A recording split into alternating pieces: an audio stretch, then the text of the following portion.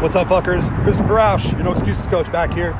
Day 4 at the gym. Look at that. It's the gym. There it is. LA Fitness, baby. So I want to talk about love today. Love from the No Excuses coach. Listen, ladies and gentlemen, you got to love yourself. I found from so many people that I coach that some of the introductory questions that I ask them says, do you love yourself? Yes or no? And finding that a lot of people don't love themselves.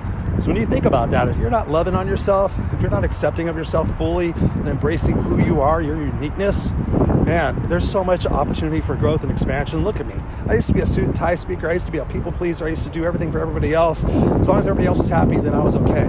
But now I take care of myself. Now I love myself. Now I nurture myself. Now I make sure I have time for myself, and I have boundaries against relationships and against people who take advantage of me. So that's what I encourage you to do. Love yourself. What is it that you can do today to show love for yourself, empathy for yourself? No excuses. NoExcusesCoach.com. I love you guys. Peace. Unstoppable.